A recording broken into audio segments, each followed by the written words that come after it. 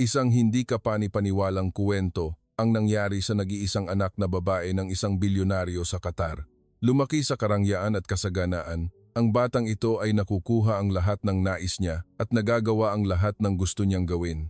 Ngunit isang araw, biglang nagbago ang kanyang pag-uugali at lubos na nagulat ang kanyang mga magulang nang makita nila na ang kanilang anak ay naging ibang tao. Sa simula, nagalit sila at nagtaka, baka ba ang kahirapan ay nakakahawa? Ngunit ang mas nakakagulat pa ay ang lahat ng pagbabagong ito ay nangyari lamang sa maikling panahon ng 3 taon na nanirahan ang bata sa Pilipinas. Ano ang nangyari sa kanya sa Pilipinas? At ano ang naging sanhi ng kanyang kumpletong pagbabago? Ngayon, pakinggan natin ang pambihirang kuwentong ito. Hindi na po kailangan ng limousine, mag-LRT na lang po ako. Nang makita ko ang mensaheng ito, labis akong nagulat at muntik na akong mabitawan ang telepono. LRT. Sa aming bansa, iyan ay pampublikong transportasyon na para sa mga manggagawa. Ngunit ang gusto nito ay ang aking anak. Mahal, baliw na ba si Fatima natin? Ibinigay ko ang telepono sa aking asawa. Naghihintay kami sa aming anak sa espesyal na lounge ng Doha International Airport sa Qatar. Ito ang kanyang unang pag-uwi pagkatapos ng 3 taon. Hawak na ng tauhan ang isang marangyang buke ng bulaklak. Ang itim na limousine ay nakahanda na rin sa labas ng paliparan. Lahat ay perpekto, ngunit nakatanggap kami ng isang walang kabuluhang mensaheng tulad nito. Sa simula, hindi rin makapagsalita ang aking asawa. Pagkatapos ay tumawa siya, siguro nagbibiro lang ang bata. Ngunit dumating ang isa pang mensahe. Seryoso po ako, hindi ko na po kailangan ng mga bagay na tulad ng limousine. Mag-LRT po ako pauwi. Halos lumuhod na ako sa kinatatayuan ko. Gusto ng aming anak na sumakay sa pampublikong transportasyon at gusto pa niyang mag-isa, walang bodyguard. Ang subway sa Doha ay ginagamit ng mga ordinaryong tao, tiyak na dahil ito sa Pilipinas. Hindi na sana natin siya pinadala sa bansang iyon, sabi ko sa aking asawa. Napabuntong hininga ang aking asawa. Umuwi muna tayo, mahal. Walang saysay kung maghihintay pa tayo. Matagal naming hinintay si Fatima, ngunit sa huli, umalis kami sa paliparan at nag-iwan na lang ng isang bodyguard. Umuwi kami nang walang kasama. Tinitingnan kami ng mga tao ng kakaiba. Tila nagtataka sila dahil hindi namin nasundo ang aming anak. Naupo ako sa sala, balisa at tinitingnan ang orasan. Lumipas ang 1 oras, pagkatapos ay 2 oras. Biglang tumunog ang doorbell at binuksan ng katulong ang pinto. Nakatayo si Fatima doon. Wala siyang suot na mamahaling alahas o bitbit na designer bag, nakasuot lamang siya ng simpleng jeans at puting t-shirt at hila-hila ang isang maliit na maleta. Nandito na po ako, itay, inay. Magalang nabati ni Fatima, pagkatapos ay tinanggal niya ang kanyang sapatos at maayos itong inilagay sa isang sulok ng pasukan. Susubukan sana ng isang katulong na kunin ang kanyang maleta, ngunit umiling si Fatima. Huwag na po, kaya ko po. Sa oras na iyon, hindi ko malaman kung nananaginip ba ako o gising. Ang dating Fatima ay hindi man lang kailanman nagdala ng sarili niyang handbag. Pumasok siya sa sala ng natural at umupo sa harap namin. Kumusta sa Pilipinas, anak? Nagtatanong ang tono ko. Ngumiti si Fatima ng maliwanag. Ang ngiting iyon ay tila napakatapat, isang malinis na ngiti na walang anumang layunin o pagkukunwari. Opo, marami po akong natutunan. Napakarami po na mahirap ipaliwanag sa salita. Tiningnan kong mabuti ang mukha ng aking anak. Walang makeup, maayos na nakatali ang buhok. Ang pinakamahalaga, nagbago ang kanyang tingin. Ang dating kayabangan at kawalang kabuluhan ay ganap na nawala. Kumusta ang LRT, anak? Tanong ng aking asawa. Napakadali po. Mga 30 minuto lang po mula sa airport papuntang syudad at nakikita ko pa ang tanawin ng kalye. At ang pinakamahalaga, huminto si Fatima saglit at ngumiti. Naipaliwanag ko po sa sarili ko na kaya akong gawin ang lahat ng mag-isa. Ito ba talaga ang prinsesang mayabang na pumunta sa Pilipinas 3 taon na ang nakalipas? Hindi ako nakatulog noong gabing iyon dahil nagtataka ako kung paano nagbago si Fatima. Tandang-tanda ko pa ang araw na nagpasya siyang pumunta sa Pilipinas. Hayaan akong magsimula doon. Si Fatima ay tunay na socialite ng elite ng Qatar. Mula nang ipanganak siya, espesyal ang trato sa kanya, Lumaki siyang napapalibutan ng mga katulong at tagapaglingkod. Ang lahat ng kanyang hiling ay agad na tinutugunan. Ako mismo ay lumaki sa ganoong kapaligiran, kaya pakiramdam ko ay normal lang iyon. Natutunan ni Fatima na huwag tumingin ng diretso sa mata ng ibang tao sa murang edad pa lamang. Kapag nakikipag-usap sa katulong, bahagya siyang magtataas ng baba, titingin sa kung saan at gagamit ng utos sa halip na direktang pag-uusap. Hindi siya magsasalita ng pakiusap. Bigyan mo ako ng isang basong tubig, kundi sasabihin lang, tubig, at agad may magdadala ng tubig. Ang ganitong paraan ng komunikasyon ay normal na sa aming bahay. Isang araw, naging fan si Fatima ng isang Filipino singer na nagngangalang Daniel Padilla. Kapag pumapasok ako sa kanyang silid, musika lang ni Daniel Padilla ang naririnig. Pagkatapos niyang punuin ng poster ang mga dingding, nagpahayag siyang mag-aaral siya ng Filipino. Sa simula, inakala ko na ito ay isang pansamantalang pagkahumaling lamang ng isang dalagita, ngunit nagbago ang sitwasyon. Ito ang araw ng 16th birthday party ni Fatima. Kinontrata namin ang pinakamarangyang hotel, nagdaos ng isang engrandeng party, nag-imbita ng mga kaibigan, kamag-anak, at maging ilang miyembro ng hari. Lahat ay perpekto. Habang masigla ang party, lumapit si Fatima at bumulong sa aking tainga.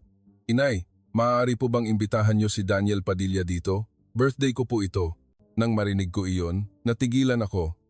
Ang pag-imbita ba sa isang nangungunang singer sa bansa ay parang pagtawag lang para sa pizza delivery? Fatima, hindi iyon posible. Siya ay napakaabala. Agad na sumama ang mukha ni Fatima. "Bakit hindi po? Pera po ba ang problema? Sabihin niyo lang po kay Itay na bayaran sila, di ba?" Sa oras na iyon, hindi ako nakapagsalita. Nagulat ako at napagtanto ko kung paano tinitingnan ng aking anak ang mundong ito. Sa mata ni Fatima, ang lahat ay malulutas ng pera at ang lahat ng tao ay bagay na maaaring upahan gamit ang pera. Noong gabing iyon, pagkatapos ng party, seryoso kaming nag-usap ng aking asawa. "Nakikita mo ba kung paano makitungo ang ating anak sa iba? Ang kanyang pag-uugali ay parang ipinanganak ang lahat ng tao upang pagsilbihan siya." Tahimik na tumingin sa labas ng bintana ang aking asawa sa loob ng mahabang panahon bago siya nagsalita ng mahinahon. "Naalala mo ba ang taong nakilala ko noong nagbiyahe ako sa Manila? Ang CEO ng conglomerate na iyon ay kumakain sa common canteen kasama ang mga empleyado at siya mismo ang kumuha ng kanyang tasa para sa inumin. At ang pinaka-nakakabilib, huminto ang aking asawa saglit ang kanyang anak ay nagta-Skytrain araw-araw papunta sa paaralan. Noong gabing iyon, nagpasya kaming ipadala si Fatima sa Pilipinas para mag-aral. Ang layunin ay hindi dahil sa edukasyon, kundi upang matuto siyang mamuhay bilang isang normal na tao. Siyempre, umiyak si Fatima at mariing tumutol, sinasabing ayaw niyang malayo sa kanyang mga kaibigan at bakit siya kailangang ipadala ng mag-isa sa napakalayong lugar. Nang makita niyang determinado kami, ginamit niya ang kanyang huling bargaining chip.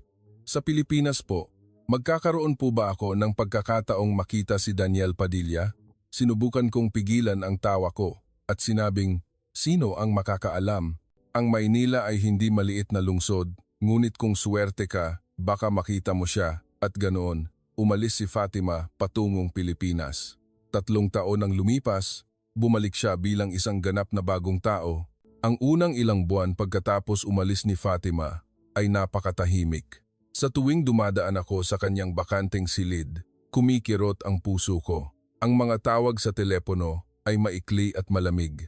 Kapag nagtanong ako tungkol sa kanyang mga kaibigan o buhay sa paaralan, sumasagot lang siya, "Opo, maayos naman po." Nagsimula akong magduda kung tama ba ang desisyon naming ipadala siya sa Pilipinas. Nagpasya akong makipag-ugnayan sa host family sa Pilipinas at ang tanging sagot na natanggap ko ay tahimik ang bata ngunit unti-unting umaangkop ng maayos.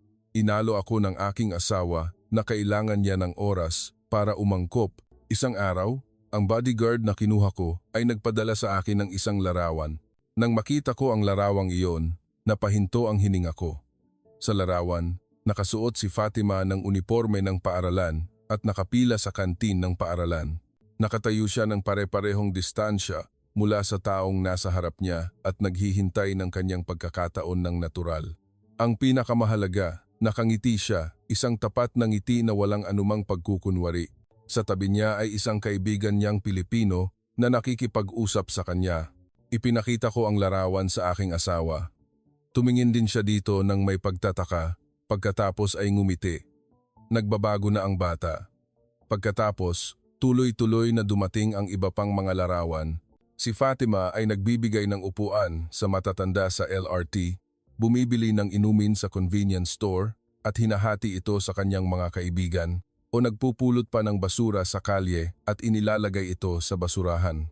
Ang lahat ng pag-uugali ay tila napaka-natural, hindi dahil may nag-utos sa kanya kundi ginagawa niya ito ng kusa. Pagkatapos ng 6 na buwan, nang tumawag ako kay Fatima sa video, nasaksihan ko ang isang kamangha-manghang imahe. Nagpa-practice siya para sa isang competition sa oratorical sa Filipino. Ang dating Fatima ay hindi kailanman gagawa ng mga bagay na may panganib na mabigo sa harap ng ibang tao. Siya ay isang bata na hindi man lang susubukan kung hindi ito perpekto. Ngunit si Fatima sa video call, kahit na nadapa sa pagsasalita, ay ngumiti at nagsimulang muli. Ayos ka lang ba kapag nagkakamali ka ng ganoon? Tanong ko sa kanya. Simpleng sagot ni Fatima, sa Pilipinas po, ang pagkakamali ay patunay na natututo po ako. Walang tumuturing sa akin bilang isang prinsesa. Sa simula, galit na galit po ako at nalulungkot. Ngunit ngayon po, mas komportable na ako. Lumipas ang panahon, 1 taon, pagkatapos ay 2 taon, maaari lang naming makita ang aming anak sa video screen. Hindi umuwi si Fatima sa Qatar kahit sa mga bakasyon. Sinabi niyang maglalakbay siya kasama ang kanyang mga kaibigan o maglalaan ng oras sa kanyang host family. Bagamat medyo malungkot ako, sa kabilang banda, ito rin ay patunay na umangkop ng maayos ang aking anak sa bagong mundo. Lumipas ang 3 taon, at sa wakas, nakatanggap kami ng balita na babalik si Fatima upang maghanda para sa kolehiyo sa Qatar. At iyon mismo ang araw na ito, ang araw na tinanggihan niya ang limusin sa paliparan at sinabing mag-LRT siya pa uwi. Sa hapunan, natural na umupo si Fatima sa kanyang upuan. Nang ihain ng katulong ang pagkain, bahagya siyang yumuko at nagsabing, "Salamat po." Nang makita ang aking pagtataka, nagkibit balikat si Fatima. Sa Pilipinas po, normal lang ang pagbati na iyon. Ito po ay para magpakita ng pasasalamat sa pagsisikap ng taong naghanda ng pagkain. Noong gabing iyon, tinanong ko ang aking asawa, "Tama ba ang ginawa natin, mahal?" Tumingin ang aking asawa sa kalangitan sa labas ng bintana at sumagot, "Hindi ko pa alam." Ngunit nagsimula na ang pagbabago. Kinaumagahan, maaga akong nagising at bumaba sa kusina. Naroon si Fatima, nagtitimpla ng kape. Ang coffee maker sa aming bahay ay isang mamahaling Italyano na may maraming komplikadong mga pindutan at knob, ngunit gamit ito ni Fatima ng mahusay. "Ang aga mo, anak. Ano ang ginagawa mo?" tanong ko. Ngumiti si Fatima ng maliwanag. "Gusto mo po bang magkape o salabat?" Sa Pilipinas po, umiinom ako ng mainit na tsaa na tulad nito tuwing umaga. Pinagmasdan kong mabuti ang hitsura ng aking anak.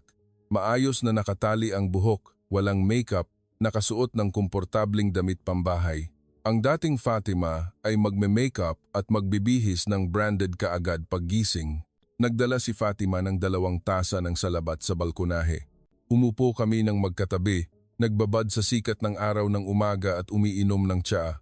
Ito ang unang pagkakataon pagkatapos ng mahabang panahon na mayroon akong ganoong kapayapaang sandali kasama ang aking anak. Nagtanong ako tungkol sa kanyang buhay sa Pilipinas. Nag-isip si Fatima saglit at nagsimulang magkuwento. Sa simula po, iba ang lahat. Maliit ang silid, matigas ang kama, at kailangan kong mag-LRT papunta sa paaralan tuwing umaga. Ngunit unti-unti, umangkop siya sa bagong kapaligiran. Ikinuwento ni Fatima na nakuha niya ang inspirasyon nang makita niya ang kanyang mga ka-eskwela na nagbibigay ng upuan sa matatanda sa LRT at humanga siya sa kung paano itinuturing ng mga tao sa paligid ang aksyon na iyon bilang normal. Pagkatapos, natural din siyang sumunod. Inamin din niya na sa unang ilang buwan, umiiyak siya araw-araw.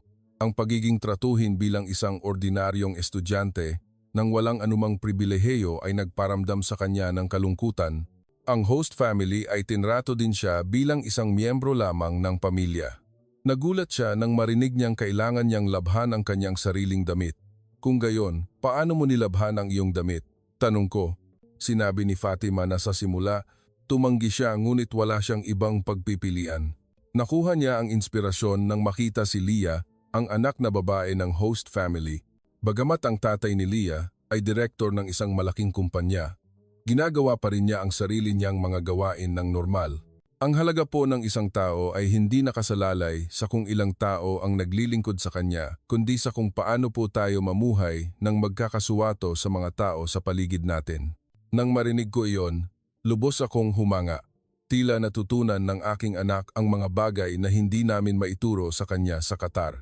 Nang magtanong ako tungkol sa buhay sa paaralan, sinabi ni Fatima na sa simula ay napakahirap dahil sa language barrier ngunit unti-unting naging mas maayos ang lahat. Nagsimula siyang matuto ng mga pangunahing bagay tulad ng pagpila at paghihintay ng kanyang pagkakataon sa oras ng pagkain. Ang mga kaibigan niyang Pilipino ay itinuturing ang mga bagay na iyon bilang normal. Ngumiti si Fatima at nagkwento. Minsan, sinabi niya sa isang kaibigang Pilipino, "Huwag mong hayaang makita kitang muli, tandaan mo iyan," isang mapanganib na pahayag. Ang resulta ay tiningnan siya ng lahat ng kakaiba. Sinabi ni Leah sa kanya na iyon ay isang bastos na pananalita. Ang paggalang sa isa't isa po ay kultura ng mga Pilipino. Napatawa rin ako. Ang dating Fatima, kung pinuna ng ganoon, ay tiyak na magagalit. Ngunit ngayon, ikinuwento niya ito bilang isang nakakatuwang alaala. Nagtanong ako kung ano ang gusto niyang gawin ngayon. Sinabi ni Fatima na gusto niyang maglakad sa sentro ng lungsod ng Doha. Sa Pilipinas, madalas siyang naglalakad at gusto niyang subukan din ang paggamit ng pampublikong transportasyon. Ang aming pamilya ay laging naglalakbay gamit ang pribadong driver. Ang sagot na ito ay nagulat sa akin. Tinawag ko ang driver para maghanda ng sasakyan, ngunit umiling si Fatima. "Hindi na po kailangan, inay. Gusto ko pong maglakad." Iyon po ang tunay na paraan upang maramdaman ang syudad. Sa huli, nagpasya akong sumunod sa ideya ni Fatima. Sinabi rin ng aking asawa na sasama siya. Ito ang unang pagkakataon pagkatapos ng 10 taon na lumabas ang aming pamilya ng walang driver. Ang hangin sa umaga sa Doha ay medyo mainit at maalinsangan, ngunit tila hindi ito inaalintana ni Fatima. Sinabi niyang ang tag-init sa Pilipinas ay mainit at maalinsangan din, kaya ang antas na ito ay ganap na katanggap-tanggap. Habang naglalakad sa mga kalye ng Doha, tila tinitingnan ni Fatima ang lahat ng bagay sa pamamagitan ng bagong mga mata. Ang mga tindahan sa gilid ng kalsada, ang mga taong dumadaan, o maging ang mga tile sa bangketa. Paminsan-minsan, humihinto pa siya upang kumuha ng larawan. Ang hitsura na ito ay talagang kakaiba. Ang dating Fatima ay halos hindi kailanman napapansin ang mga bagay sa paligid. Pagkatapos maglakad ng halos 1 oras, itinuro ni Fatima ang isang maliit na coffee shop. Ito ay isang normal na lokal na coffee shop, malayo sa mga mararangyang restaurant na madalas puntahan ng aming pamilya. Ang aking asawa ay tila nag-aalangan, ngunit sumang-ayon din siya sa mungkahi ni Fatima. Nang pumasok kami sa shop, maraming mata ang nakatuon sa amin. Ang pagpunta ng Qatar Elite sa isang lugar na tulad nito ay bihira. Hindi natinag si Fatima sa mga tinging iyon. Siya mismo ang nag-order ng Arabic coffee. Dati, kami laging ang nag-order para sa kanya. Ang natural na hitsura na ito ay nagulat sa akin. Sinabi ni Fatima na sa Pilipinas, kailangan niyang gawin ang lahat ng mag-isa, mula sa pag-order, pagbabayad, hanggang sa paghuhugas pa ng pinggan.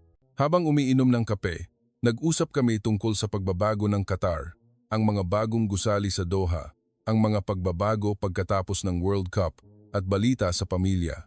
Sa pag-uusap, binanggit ni Fatima ang konsepto ng pagmamalasakit na nangangahulugang human connection, relasyon, at compassion sa pagitan ng mga tao. Binanggit niya ang isang halimbawa na ang lola ng host family ay madalas magbalat ng mangga para kainin niya. Nagtanong ang aking asawa, hindi ba iyon katulad ng tradisyon ng pagiging mapagpatuloy ng mga Arabe? Itinuro ni Fatima ang pagkakaiba. Ginagawa lang po natin iyon sa mga bisita o sa mga taong may mataas na katayuan. Ngunit sa Pilipinas po, ginagawa nila iyon sa lahat ng tao. Maging ang bus driver, ang empleyado sa convenience store, o ang janitor sa paaralan. Ang mga salita ni Fatima ay nagpabigat sa aking isip. Ang katotohanan ay sa aming bahay, ang mga katulong ay halos itinuturing na hangin. Ang pagbabago ni Fatima ay hindi lamang panlabas, kundi ang buong pananaw niya sa mundo ay nagbago. Pagkatapos ng coffee shop, pumunta kami sa lokal na pamilihan ng Doha. Doon, nakikipag-usap at tumatawad si Fatima sa mga vendor. Hindi ko kailanman inakala na magkakaroon ng ganoong pag-uugali ang aking anak. Ang dating Fatima ay hindi man lang nagtanong ng presyo bago bumili. Hindi. Dapat kong sabihin na hindi siya kailanman pumunta sa mga lugar na tulad nito. Habang naglalakad sa pamilihan, huminto si Fatima ng matagal sa isang maliit na tindahan ng handicraft. Ito ay isang tindahan na nagbebenta ng lokal na alahas ng Qatar. Ang paraan ng pakikipag-usap ni Fatima sa may-ari ng tindahan ay kahanga-hanga. Ang dating Fatima, wag na nating pag-usapan ang pakikipag-usap sa vendor, hindi man lang siya sumusulyap sa kanila. Ang ganda po ng necklace na ito. Ginawa niyo po ba ito sa sarili niyo? Tanong ni Fatima sa may-ari ng tindahan. Ang may-ari ay tila nagulat ngunit pagkatapos ay ngumiti ng maliwanag at ipinaliwanag ang tungkol sa kanyang obra. Nang makita ko ang kanilang pag-uusap, nagulat ako muli sa pagbabago ng aking anak. Taos-pusong nakikinig si Fatima sa kwento ng may-ari.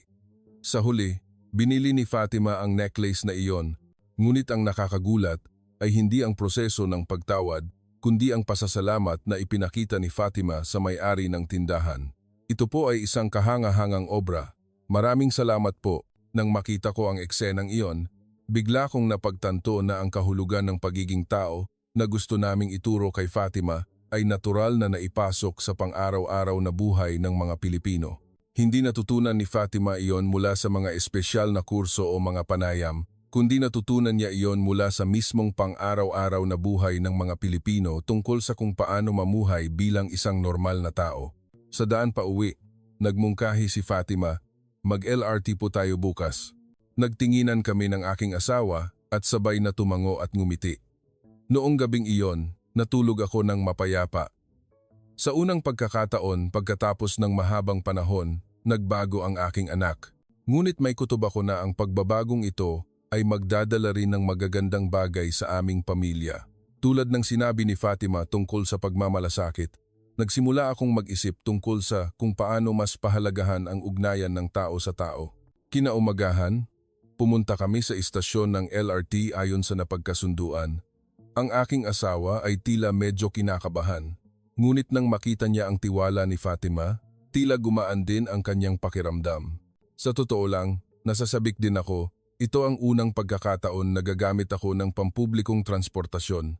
Pagkatapos ng buong buhay na nakasakay lamang sa limousine at mga mamahaling sasakyan, kailangan po munang bumili ng ticket dito. Inakay kami ni Fatima sa automated ticketing machine. Mahusay siyang nag-swipe ng kanyang daliri sa screen, pumili ng destinasyon at nagbayad. Ang hitsura ay napaka-natural, parang ginagawa niya ito sa lahat ng oras. Nang makarating kami sa platform, iba't ibang uri ng tao ang nagtitipon doon. Parehong mga manggagawa, estudyante at ordinaryong tao ang nasa iisang espasyo. Ang eksenang ito ay medyo bago sa amin. Ang aming pamilya ay laging nasa mga nakahiwalay na espasyo, hiwalay sa iba pang mga klase. Nang dumating ang LRT, natural kaming inakay ni Fatima sa loob. Bagamat medyo masikip, hindi nataranta si Fatima. Pagkatapos makahanap ng upuan, sinabi ni Fatima, ang LRT po sa Maynila ay mas komplikado pa. Sa rush hour po, napakasikip na halos wala nang mapagtayuan. Sa masikip na espasyo, ang mga taong dumaan, tiningnan ko ang Doha sa isang bagong pananaw. Ang imahe ng lungsod na hindi ko pa nakikita, ang mga tunog na hindi ko pa naririnig, ang mga pakiramdam na hindi ko pa nararanasan. Lahat ay napakabago. Masaya po, di ba? Tanong ni Fatima. Ang lahat po ay nasa iisang espasyo, nagbabahagi ng iisang karanasan. Ang mga Pilipino po ay tinatawag itong bayanihan, community, spirit. Tumango ang aking asawa. Tama, ibang pakiramdam talaga. Sumakay kami sa LRT patungo sa isang shopping center sa Doha at nagpasya kaming magtanghalian sa isang ordinaryong restaurant. Hindi isang marangyang restaurant kundi isang kainan na gusto ng mga lokal. Si Fatima mismo ang pumili ng menu at umorder. Nang ihain ang pagkain, mahina siyang nagsabi, "Kain po tayo, itay, inay." Sa Pilipinas, madalas nilang sinasabi iyan bago kumain upang magpakita ng paggalang. Pagkatapos kumain, sinabi ni Fatima, "Salamat po sa pagkain," at inayos niya ng bahagya ang mesa. Pakiramdam ko ay bago ito. Sa aming bahay, hindi namin kailanman ginawa iyon. Habang naglalakad sa shopping center, ikinuwento ni Fatima na marami siyang natutunan sa Pilipinas, mula sa mga kasanayan sa buhay hanggang sa mga kasanayan sa pakikipag-ugnayan sa lipunan. Ang partikular na nakakabilib ay ang sinabi ni Fatima tungkol sa pag-unawa sa damdamin ng ibang tao.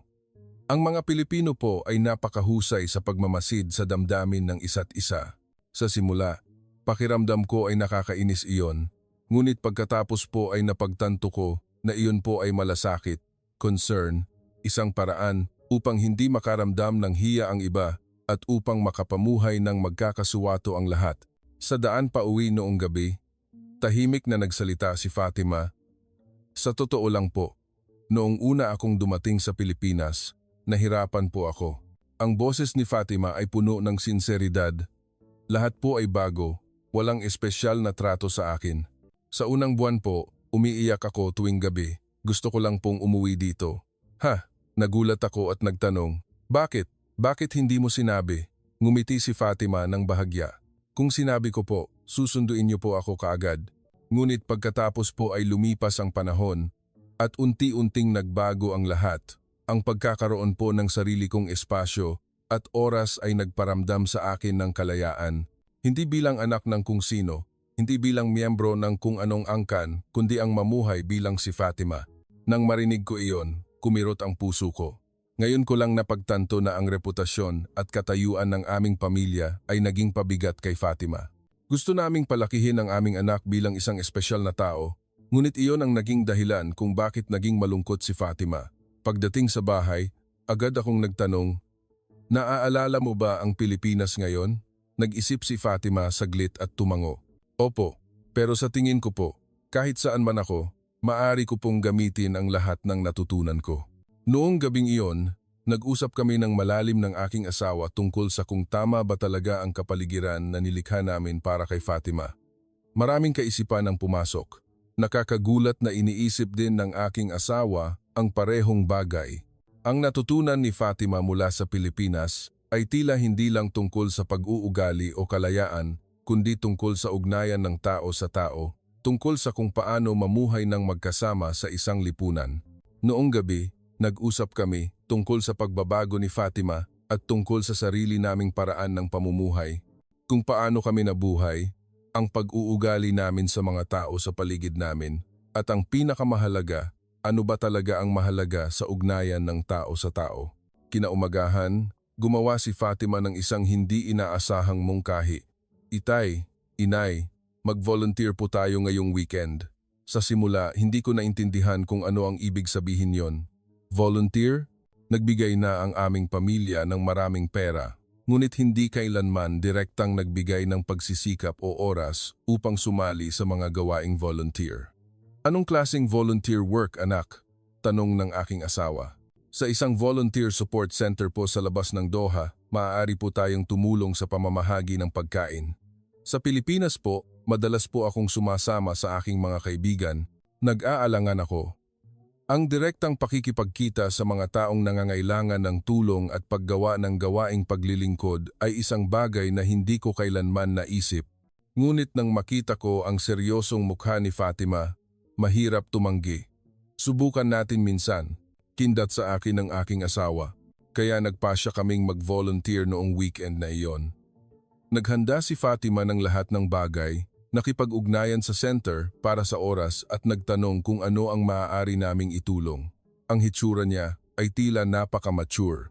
Nang dumating ang weekend, iba ang suot namin kaysa sa karaniwan, hindi marangyang damit o alahas kundi simpleng, komportableng damit.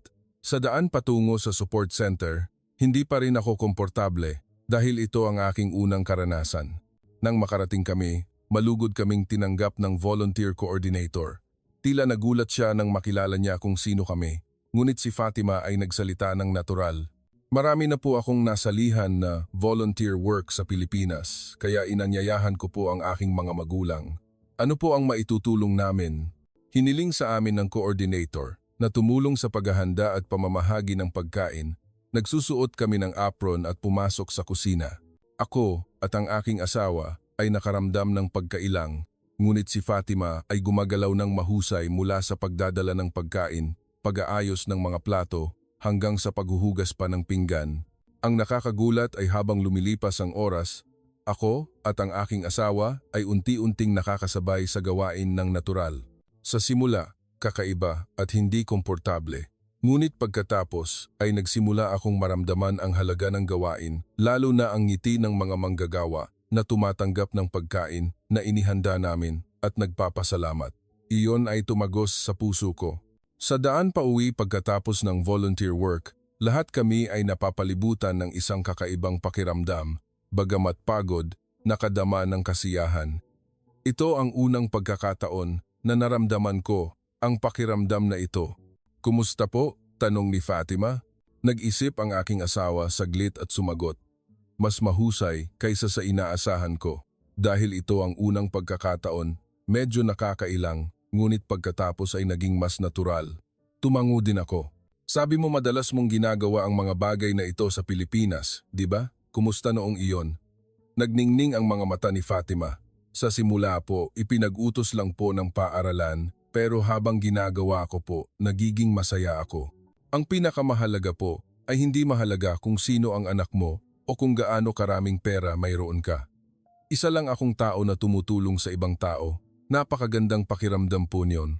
Noong gabing iyon, sa unang pagkakataon, pagkatapos ng mahabang panahon, nagmuni-muni ako ng malalim. Ano ba ang halaga na hinabol namin sa buong buhay namin? Ano ba talaga ang mahalaga? Sa gitna ng mga pribilehiyo at kayamanan, ano ang nawala sa amin? Tila natagpuan ni Fatima ang mga bagay na iyon mula sa Pilipinas. Mabilis na lumipas ang panahon at makalipas ang 2 linggo, umuwi na si Fatima. Bagamat malapit na ang enrollment sa kolehiyo, sinabi ni Fatima na mas gusto niyang bumalik at mag-aral sa isang universidad sa Maynila kaysa sa Qatar. Sa simula, tumutol kami, ngunit ngayon, nagpasya kaming igalang ang pagpili ni Fatima. Ngayon ang birthday ni Fatima. Kung dati, magdadaos kami ng isang marangyang party at mag-iimbita ng maraming tao. Ngunit sinabi ni Fatima na gusto lang niyang magdaos ng isang simpleng family dinner at humingi siya ng isang sorpresa na regalo. Regalo sa birthday? Maaari po ba akong humingi ng isang espesyal na bagay? Oo, kahit ano, anak, sagot ko. Gusto ko po sanang maghanda ng dinner para sa buong pamilya gamit ang mga pagkaing natutunan ko sa Pilipinas. Nagulat ako at hindi ako makapagsalita. Ang aming bahay ay laging may professional chef na naghahanda ng pagkain. Ang pagpasok ni Fatima sa kusina nang mag-isa ay hindi maiisip. Kailangan mo ba ng tulong ng chef, anak? Umiling si Fatima. Gusto ko po talagang ako ang gumawa. Natuto po akong magluto sa nanay ng host family sa Pilipinas. At ganoon, inukupa ni Fatima ang kusina. Sinubukan ng katulong na tumayo sa tabi niya upang tumulong, ngunit iginiit ni Fatima na siya mismo ang gagawa ng karamihan. Bagamat nakaramdam ako ng kaba, nang makita ko ang tiwala ni Fatima, nagpasya kaming maghintay. Pagsapit ng gabi, puno na ang hapagkainan ng mga pagkaing inihanda ng maingat, adobo, sinigang, lumpiang Shanghai, at marami pang ibang pagkain. Lahat ay gawa mismo ni Fatima. Maligayang birthday, Fatima. Tinaas ng aking asawa ang kanyang baso. Ngumiti si Fatima ng maliwanag. Salamat itay, salamat inay. Nagsimula kaming tikman ang mga pagkaing inihanda ni Fatima. Sa totoo lang, ang lasa ay hindi maihahambing sa professional chef. Ang ilang pampalasa ay medyo matapang, ngunit nakakagulat, mas masarap ito kaysa sa anumang marangyang pagkain dahil ito ang pagkain na inihanda ng aming anak ng buong puso. Kumusta po? Tanong ni Fatima nang may kaba. Napakasarap anak, sagot ko ng taos puso. Pagkatapos kumain, oras na para hiwain ang cake. Biglang tahimik na nagsalita si Fatima. Sa totoo lang po, may isa pa po akong gustong sabihin. Tumingin kami ng mabuti kay Fatima. Pagkatapos ko pong bumalik sa Pilipinas, gusto ko pong ipagpatuloy ang pagvo-volunteer sa support center na iyon at sa hinaharap, gusto ko po itong gawing propesyon. Tumigas ang mukha ng aking asawa. Ang paggawa ng ganoong trabaho bilang isang propesyon ng isang miyembro ng aming pamilya ay mahirap isipin. Ngunit nang tingnan namin ang seryosong tingin ni Fatima, alam namin na hindi ito isang padalos-dalos na ideya. Bakit mo gustong gawin ang trabahong iyon? Tanong ng aking asawa. Nag-isip si Fatima, saglit at sumagot. Noong nakatira po ako sa Pilipinas, napagtanto ko po ang isang bagay, ang mga pribilehiyo na mayroon ako ay hindi dahil sa sarili kong pagsisikap. Iyon po ay suwerte lang dahil ipinanganak ako sa pamilyang ito. Sa tingin ko po, ang paggamit ng mga pribilehiyo na iyon upang tumulong sa iba ay ang aking responsibilidad. Lubos akong naantig sa mga salita ni Fatima. Ang aking munting anak na babae ay may ganoong malalim na kaisipan, parehong nagulat at ipinagmamalaki. Kung ano ang gusto mong gawin, gawin mo. Sa wakas ay nagsalita ang aking asawa. Rerespetuhin namin ang iyong desisyon. Puno ng luha ang mga mata ni Fatima. Maraming salamat po talaga, Itay, Inay. Ang ibang tao ay tiyak na hindi makakaintindi. Noong gabing iyon, sa unang pagkakataon pagkatapos ng mahabang panahon, nakadama ako ng kapayapaan sa aking puso. Ang pagpapadala namin kay Fatima sa Pilipinas ay tiyak na hindi isang pagkakamali. Maaari pa nang sabihin na ang desisyon na iyon ang tumulong kay Fatima na lumaki bilang isang tunay na tao. Hindi na si Fatima ang prinsesa. Siya ay isa lamang tao na naghahanap ng sarili niyang landas at isa siyang napakahusay na tao. Bigla kong napagtanto na ang tunay na pribilehiyo ay hindi pera o katayuan, kundi ang pakiramdam ng koneksyon sa iba at ang paniniwala na maaari akong mag-ambag sa mundo. Itinuro ng Pilipinas sa aking anak at sa amin ang kahulugan ng pagiging tao at nagdala ng isang bagong simula para sa buong pamilya. At ngayon, gusto ko ring maging bahagi ng paglalakbay na iyon. Siguro ako mismo ay makakagawa ng isang mas makataong buhay tulad ni Fatima.